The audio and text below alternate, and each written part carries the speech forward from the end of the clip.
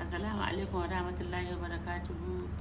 Yan uwana mata musulmai, a gaskiya ana ta shanka mana korafe da dama irin yadda iyaye mata suke kwaɗayin abin duniya.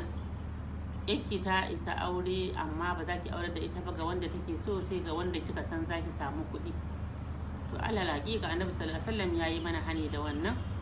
Ya ce idan za ka yi aure ka bincika ma 'ya'yanka uba na ƙwarai, haka shi ma uba ya bincika ma 'ya'yansa uwa ta ƙwarai. To amma mu yanzu sai yaki nera da yawa mata, ko da ƙarya aka yi miki aka ce wannan ai yana da kaza yana da kaza, to sai ki ce aiki shi dan aiki za ta aura.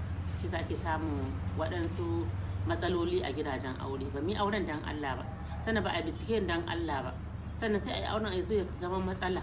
Saboda ba dan ana aka shimfiɗa yin auren ba, an yi shi ne saboda samun abin duniya, ba dan ibada ba. Ina tabbatar muku da cewa shi aure ibada ne, ba wai an yana yin shi bane dan a samu riba ta duniya. Akwai ribar duniya, amma duniya da lahira ake so. Kar ki ga ki ce zaki dauki yake ki ga kwaɗayin kuɗi ki miƙa ta ga wanda bai cancanta ba. Da yawa waɗansu matan haka suke. A kwanan nan aka yi wata aure, mata an kashe mata kuɗi, an kawo mata irin kayan lefen nan wanda babu shi a cikin addinin musulunci. Akwati dozin ɗaya 12 kowane da akwai kaya ciki, an ce ma akwai da za a kawo mata fiye da dozin. Saboda haka kuma kowane da akwai abin duniya da aka sa a ciki. Aka jero motoci tsadaddu aka kawo kayan nan. Sannan da aka tashi abinci cika, aka yi dina, aka yi mothers day, aka yi mothers night, aka yi barbecue, aka yi ƙauyawa day, aka yi yoruba day, aka yi wane ne dai. Ga sanan abubuwa daban-daban wanda duka a cikin nan muna kwaikwayo ne da Yahudawa, wanda ba addinin mu bane. Shi sun da yawa daga ga an yi auren ba albarka. Amma in aka shimfiɗa shi ta hanyar da Allah ya ce yana so, sai kiga ita ta zauna lafiya da mazajenta ko da mijinta, a samu zuriya ɗaya ba. Yan uwana mata, mu guje ma abin duniya. Ad-duniya mata'u wa khairul mata'ud duniya al-mar'atu salihah.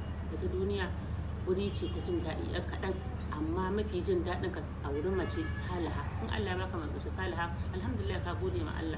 In Allah ya baki miji salihi, alhamdulillah kin gode ma Allah. Amma sai a zo a ce ke ce uwa, kika yi gabara kika ce ke sam ki ba ta aure kowa ba sai alhaji wani. Barawo ne shi baki sani ba, maye ne shi baki sani ba. Don yanzu maita ita ce tafi yawa. Maita ba irin ta da aka sani ba, a ce kurwa, a'a, maita irin ta cultism, wanda za a sha jini a yanka, kila ma ki ga aiki an zo an cire mata wasu sassan abu na jikinta, an ji an yi tsafi da ita. Kuɗin aiki kike ci baki sani ba. So da mu guji abin duniya. Wannan topic yana da faɗi, yana da yawa, kuma yana da dama, amma lokaci ba zai bamu ba, sai dai za mu ɗora akan haka a hankali insha Allah. Za mu ta tsakuro abubuwa wanda muke jan iyayen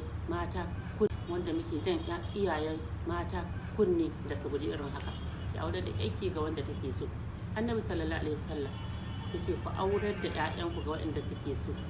In ba ku aurar da su ba, za su zo su rinka yin wata laifuffuka wanda zai zama fasadi ne, banna ce a bayan ƙasa, kuma ku kuka ja. Kamar da wani yaro ya tambaya, ya ce yana son a yi mashi aure. Ya ce ma uwai, ce mama ina son ki man aure. Ta ce baka isa ba abba, kai din ma za a ce za ka yi aure yanzu kaza. Ya ce mama kina son in je in ɗauko miki magana? Ni ina jin tsoro kar in je in faɗa a halaka. Shi yasa na ce ku yi man aure, tunda kina da abin da zaki aura, yi man auren. Ba ni san komai, kuma wurin auren ni kawai a yi man walima shi nake so. To kun ga irin waɗannan 'ya'ya ne na ƙwarai wanda muke fata Allah ya ba mu irin su. Ba aure na ƙarya. Mu bar wannan free wedding picture. Tun kafin yake ta aure an yi free wedding picture, nan saurayi ya kama ta, nan ya rungume ta, wanda duka an gina auren akan haramun. Shi sun suke ga auren babu albarka. A nan zan dakata insha Allah, sai kuma wani lokaci yake cewa assalamu alaikum.